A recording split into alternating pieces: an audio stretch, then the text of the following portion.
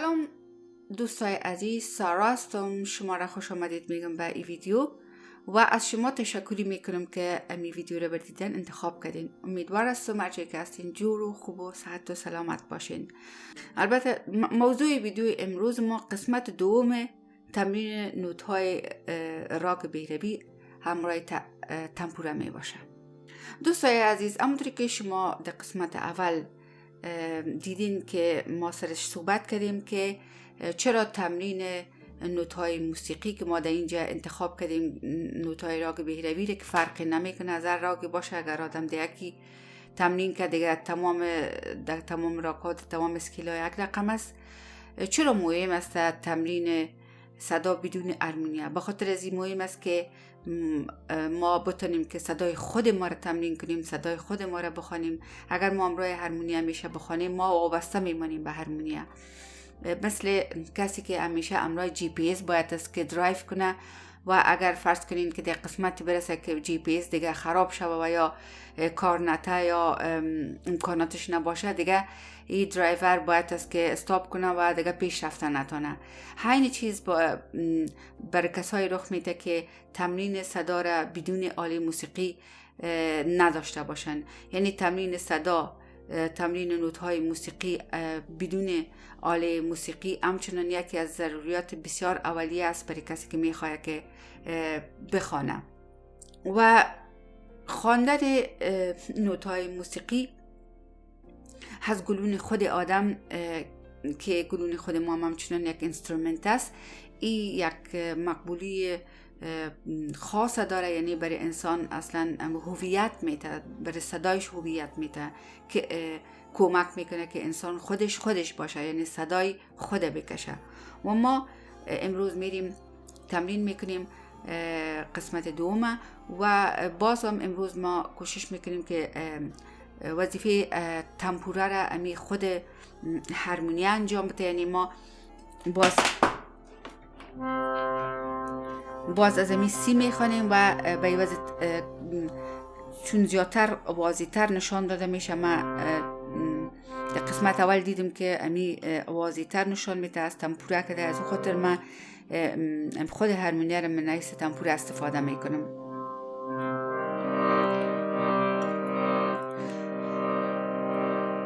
خب ما در این قسمت تمرین ما قسمی است که ما مثلا نوت سر در گوش خود میرسانم و باز از خود پرسان میکنم که اوکی، اگر سا می است پس ده کدام است؟ کدام نوت ده است؟ باید از ما خود ما مغز ما بپالد داره و به خاطر از یا مثلا گره یا هر نوت دیگره یک اسکیل شروع اسکیل ما برای مغز میتم و میگم که دیگه نوت پرسان میکنم، میگم که دیگه نوت برای ما خودت بگو که بکشنی بخوان امو دیگه نوته. و در یک طریقه های مختلف است که آدم ایره بتونه که یاد بگیره. دوستای عزیز، این کاری که امروز ما میکنیم، یعنی نوت ها را به این شکل افز میکنیم و جایشان در مغز خود پیدا میکنیم، انواع و اقسام مختلف داره، به طریقه های مختلف است. بعضی هستن مثلا رنگ توسط رنگ اینا رو نشانی کردن، مثلا گره همیشه رنگ سرخ حساب کردن، پیش خود یک نشانی کردن در مغز خود و امو صدا را میکشن و میتودهای مختلف دیگه است. اما من برای خودم یک میتودی را استفاده میکنم که از طریق امی آهنگای مخصوص من نوت‌ها را نشانی کردیم.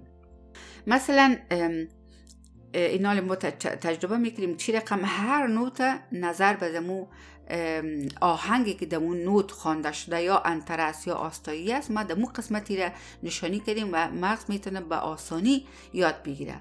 دوستای عزیز، اگر این کار برای شما ماها و سالها طول کشید بسیار نرمال است، شما خسته نشین. یعنی این کاری است که کارهای استادا است که استادا در سالهای بسیار زیاد یاد میگیرن و ما از امیال شروع کنیم، از حال شروع کنیم که با سالها تیش و ما باز یاد بگیریم. مثل کسایی که دوستای ما هستن که اگر در اوایل کارشان با ریتم تمرین نکردن، اونا دیگه بسیار مشکل است که اونا بر ریتم بخوانن، چون که از اول بر ریتم تمرین نکردن. از اون خاطر ما میخوایم که از اول امی تمرین‌ها را بکنیم که شناخت نوت‌ها از امی اول تمرین شود در مغز ما، که باز اگر نشه ما اگر 20 سال 30 سالم در موسیقی سر کار داشته باشیم و ما این تمرین‌ها را نکنیم، متاسفانه که اینمطور مغز ما نوت‌ها را نمیشناسه.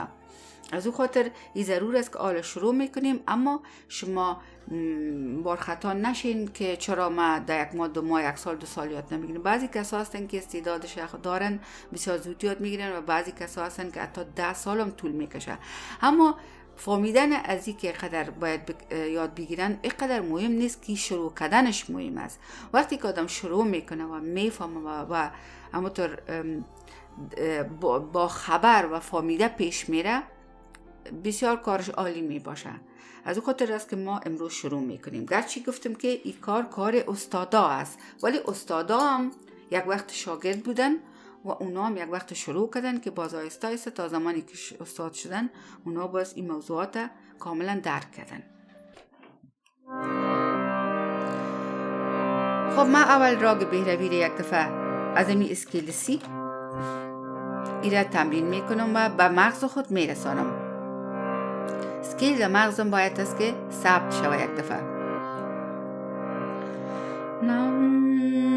دوستای عزیز، سه همیشه شروع اسکیل یعنی سه بسیار زیاد مهم است که ما تمرین باید بکنیم که خوب درست در مغز ما ای ثبت شود، که وقتی سه اگه درست ثبت نشد دیگه تمام نوت‌ها باز غلط می باشن.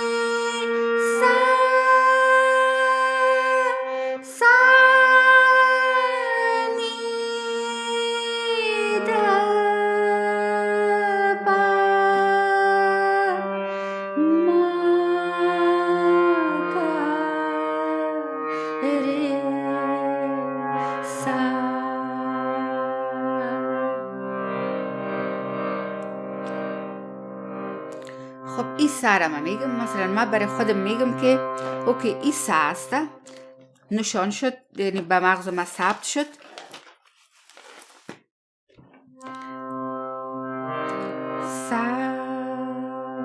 ما پیش خود نشانی کردیم ری را چی رقم نشان کردیم نظر به آهنگ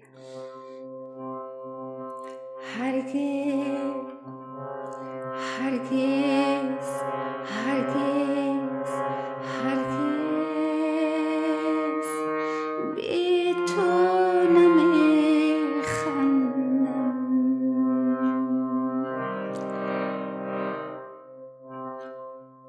هرگز یعنی اگر من کسی بنوازی بگویی ساس و باز برای من نشان نده، نوت نشان نده، من چشمم پت باشه و مرا کسی بگویی که این نوت اگر این ساس پس این نوت کدام است. من خودم فکر میکنم که اوکی ما خود نشانی کردیم پیش خود، میگم ای که ساس پس این میشه هرگز هرگز. ما از اینجا میفهم دوستای عزیز که اینمی باید ری باشه. من در حالی که چشمم پت است من میگم که ای ری است، من میگم ای ری است، به خاطر از اینکه ما این نظر به می آهنگ نشانی کردیم، پیش خود تمرین کردیم، روزها وقتها بسیار سالها تمرین کردیم و گفتیم هرگز هرگز هرگز بی تو نمیخندم.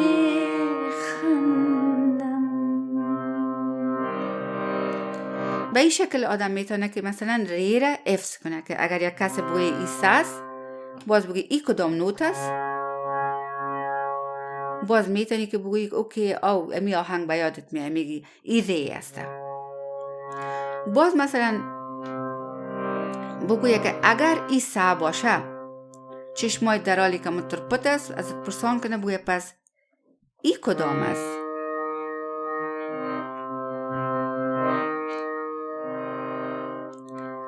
ما دوستای عزیز ایره به می سالها که تجربه کردیم و تمرین کردیم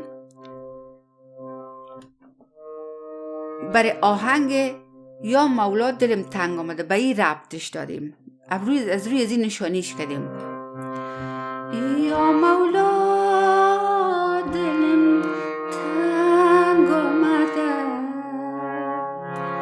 شیشه دلم ای خدا زیر سنگ آمده یا ساگر یا مولا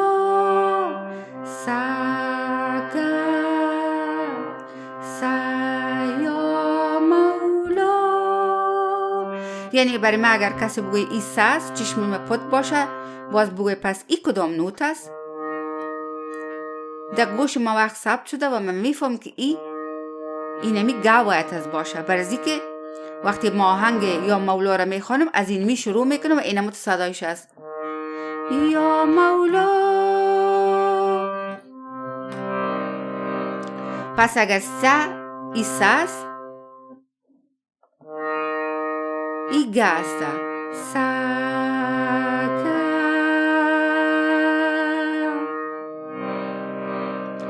همونطور در حالی که چشمای ما پوت است من تمرین نوت دیگر را میکنم برای خود میگم اوکی ای ساس پس ای کدام است؟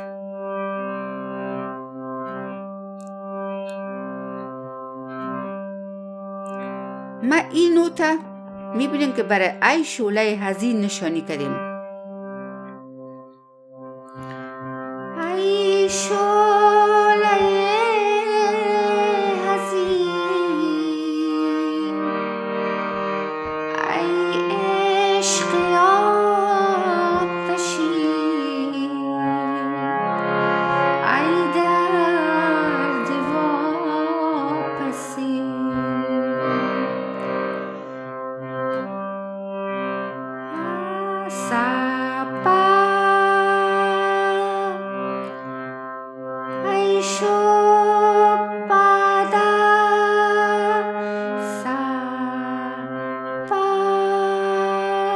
دوستای عزیز ای شعله حزین ما پر به می آهنگ ربط دادیم لینک دادیم و افزش کردیم فرض مثال برای من میگه اگر ای ساس پس ای کدام است؟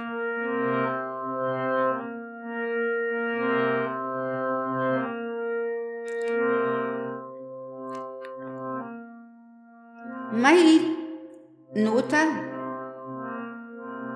صدای از دل من رفت از دل من رفت ای بیرون به خدا تو را نمی پرستم از دل من رفت ای بیرون به خدا تو را نمی پرستم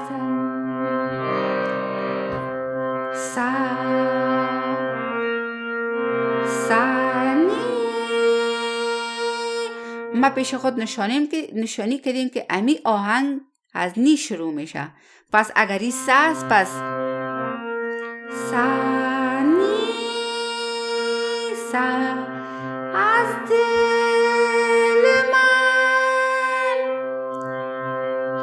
نی نی سا سا پس میگم خیلی که اگر ساس پس اینی نی است سانی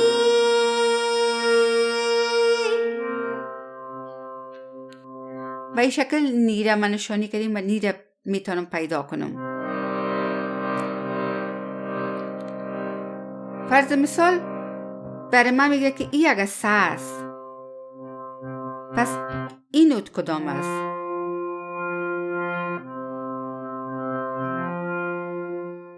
دوستای عزیز ما این نوت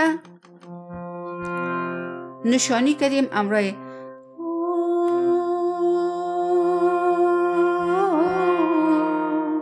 عشق تو می کشاندم شهر به شهر کو به کو سما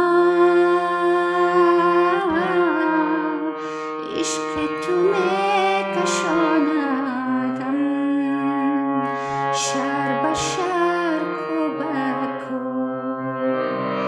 سما.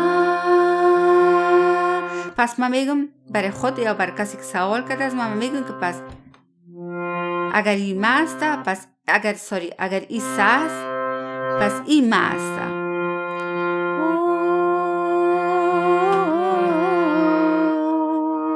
ما می نوت اول شکار داریم ما. پس سره بریم گفت میگم اگر گفت این کدام نوت است وقت آهنگ به یادم میاد و میفهم که آهنگ از ما شروع شده ای و این ماسته.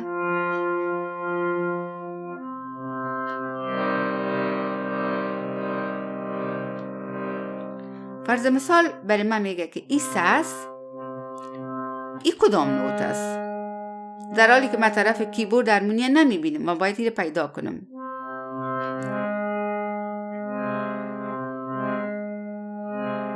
وقتی که من دو تا نوت میزنم به گوش من یک آهنگی را به یادم میاره مغز من یک آهنگ به یادش میاره که ما او را حفظ کردیم برای نوت ده.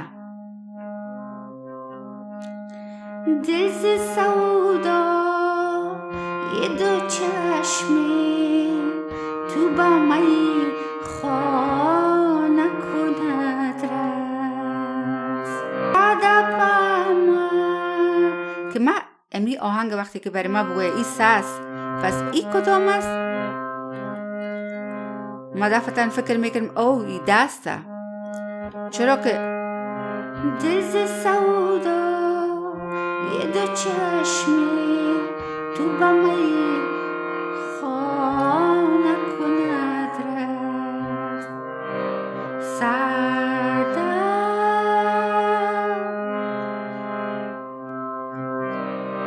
و همونطور اگر فرض مثال مرا پرسان کنه کسی که اوکی اگر این ساس پس این کدام است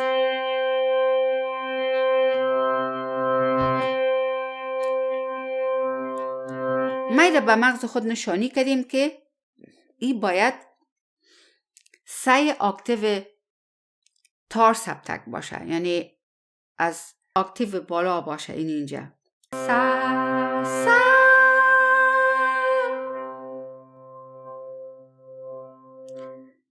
این سا باید از اپر اکتیو باشه و ما کدام آهنگ نشانی کردیم انتری آهنگ امی دل ز سودای دو چشمت امیر ما انتریش از دی افس کردیم دی نشانی کردیم یعنی برای خود لینک دادیم ارتباط دادیم. متصل از چی کنی منو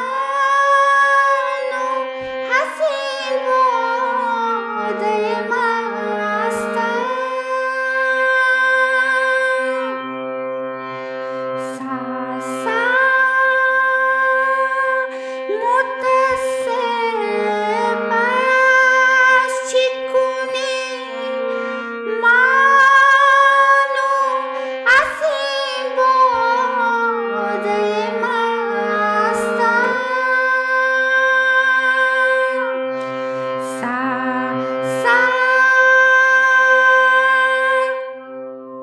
به این طریق من میفهم که وقتی که برای من این نوت بنوازه کسی من میفهم برای که امو آهنگ به یاد من میاد.